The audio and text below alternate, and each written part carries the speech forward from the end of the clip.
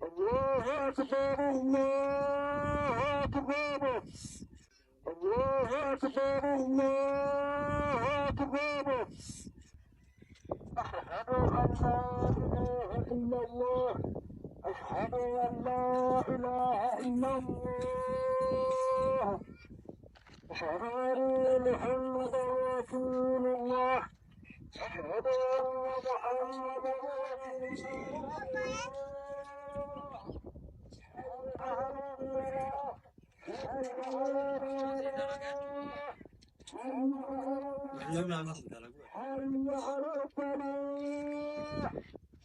الله أكبر الله أكبر لا إله إلا الله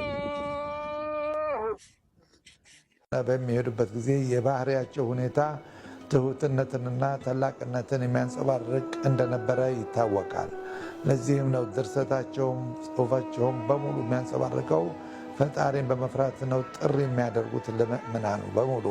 ከሌሎቹ ደራሲያውያን በሙሉ የሚለዩት የእሳቸው ድርሰት ተውሂድ ወይም ባላህ አንድነትንና ሀያልነትን ታላቅነትን ወይም ተውሂድ አልኡሉሂያ፣ ተውሂድ አልሩቡቢያ፣ ተውሂድ አልአስማ ወሲፋት የሚለውን የሚያንጸባርቅ ሆኖ ይዞታው እናገኛለን። ከንጉሥ ሚካኤል ጋር እንግዲህ አብረው ምንሃጅ ቀርተዋል ይባላል። ዳዮ የምትባል ኮምቦልቻ አካባቢ ሼህ ዑመር የሚባሉ ሼህ ጋር ነው የቀሩት። እዛ እንደቀሩ መጨረሻውን የዮሐንስ ዘመቻ ሆነና ንጉሥ ሚካኤልም እምነቱንና ስሙን ቀይሮ ወደ ንጉሥ ሚካኤል ሲሄድ ከመሐመድ አሊ ወዳው ይሰማሉ። እንደሰሙ አለቀሱ ይባላል።